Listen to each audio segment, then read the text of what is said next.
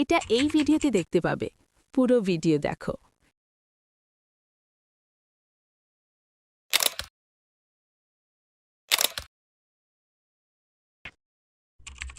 টেনশনের হত্যা, murder of tension. ধুলোয় ঢাকা এক শহর, চারদিকে শুধু কংক্রিট আর গাড়ির শব্দ, একটিও সবুজ গাছ নেই। এই শহরেই থাকে পিতামাতার একমাত্র সন্তান, তার নাম আজে। তার এসএসসি পরীক্ষা কিছুদিন পর। সে কিছু পারত না, তাই সে টেনশনে ছিল সে পরীক্ষায় কি দেবে। একদিন তার বাবা মা তাকে ডাকল। কিরে, তোর তো কিছুদিন পর পরীক্ষা, কিছু শিখছ? পরীক্ষাতে গোল্ডেন এ+ পেতে হবে, না হলে বাসা থেকে বের করে দিব, কিন্তু মনে রাখিস। গোল্ডেন এ+ না পেলে বাসা থেকে না, একদম এই শহর থেকেই বের করে দিব। তারপর টোকাইদের মতো থাকবি। জানোস তো গোল্ডেন এ+ না পেলে কি করব? মনে রাখিস, এখন পর যা।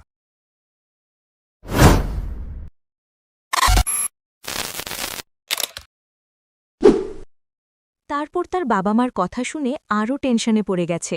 আর তার কত পড়া বাকি রয়ে গেল, পাশ কেমনে করবে তা চিন্তা করল। আস্তে আস্তে সকাল হয়ে গেল। সকাল হওয়ার পর সে প্রস্তুত হয়ে বের হয়ে স্কুল রওনা হলো এবং কিছুক্ষণ পর সে স্কুল চলে গেল।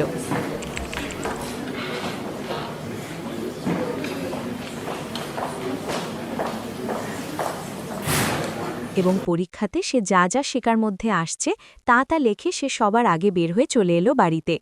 আসার পর বসেছিল, তখনই কই রে আজে, কই তুই? আজকে পরীক্ষা কেমন হলো, কই বল? হয়েছে একরকম। কি একরকম হয়েছে? দাঁড়া, তোর বাবার কাছে যায়। আসছি। দেখো, তোমার ছেলে পরীক্ষা দিয়েছে, বলে একরকম হয়েছে, সে নাকি এ+ পাবে। কি একরকম হইছে? বলছি গোল্ডেন এ+ পাওয়ার কথা, তুই কস হইছে একরকম। জানোস তো গোল্ডেন এ+ না পেলে কি করব? মনে রাখিস। সবাই বলছে গোল্ডেন এ+ পেতে হবে, কিন্তু কেউ জিজ্ঞেস করছে না আমি পারছি কিনা। বইয়ে এই অক্ষরগুলো এখন আর পড়া মনে হয়। সে এই কথা শুনে তো আরও টেনশনে পড়ে গেল। কেমন পাশ করবে তা ভাবছে, আর কোথায় গোল্ডেন এ+-এর কথা বলছে। তার টেনশনে টেনশনে সকাল হয়ে গেল। তারপর আবার সে স্কুল দিকে রওনা হলো। সেখানে গিয়ে সে যা পারত তা লিখে সবার আগে বের হয়ে চলে যেত। প্রতিদিন এরকম করতে করতে পরীক্ষার শেষের দিন চলে এলো এবং প্রতিদিনের মতো সবার আগে বের হয়ে গেল। সেই দিন তাদের ক্লাসের সবাই বলেছিল পরীক্ষার শেষের দিন সবাই মাঠতলায় থাকত, শেষের দিনের মতো আড্ডা দিত আর দেখা হবে না বলে, এবং সবাই সেখানে চলে গেল।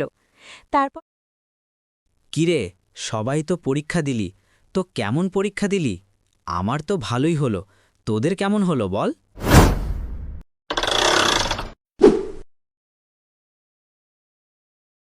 পরীক্ষা তো শেষ হয়ে গেল, আর আমাদের হয়তো দেখা হবে না। সবাই সবার জায়গায় চলে যাব। কিরে, আজই তোর কি হয়েছে? মন খারাপ কেন? করি না তো, আমি তো এমনে বসে আছি, ভালো লাগছে না। বল, কি বলবি? তারপর তারা অনেকক্ষণ কথাবার্তা বলে সবাই সবার বাসায় চলে গেল।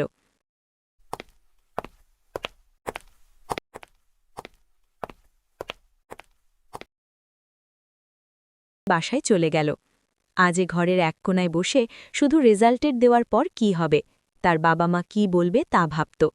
ভাবতে ভাবতে কোন সময় যে পরীক্ষার আগের দিন চলে এলো সে বুঝতেই পারেনি। পরীক্ষা আগের দিন তো সে আরও টেনশনে পড়ে গেল। সে কি করবে ভাবছে। সবাই বলছে গোল্ডেন এ+ পেতে হবে, কিন্তু কেউ জিজ্ঞেস করছে না আমি পারছি কিনা। সবাই বলবে আমি হেরে গেছি, কিন্তু কেউ জানতে চাইবে না আমি কতটা চেষ্টা করেছিলাম। মা বাবার মান সম্মান কি আমার এই সামান্য রেজাল্টের উপরই ঝুলেছিল? পাড়া প্রতিবেশী যখন হাসবে, তখন বাবা হয়তো লজ্জায় মাথা নিচু করবেন।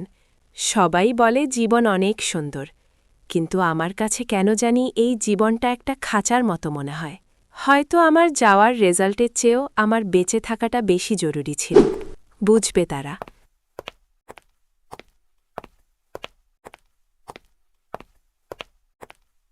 আমি এই বন্ধ খাঁচা থেকে মুক্ত হয়ে গেলাম।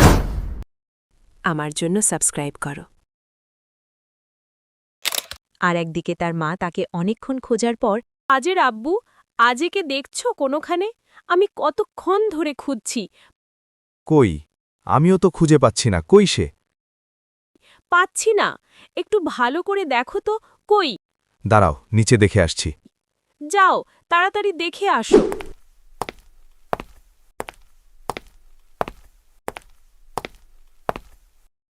সে তাড়াতাড়ি গিয়ে দেখে তো অবাক। সেখানে যাওয়ার পর তার চোখে পানি আর ধরে রাখতে পারেনি।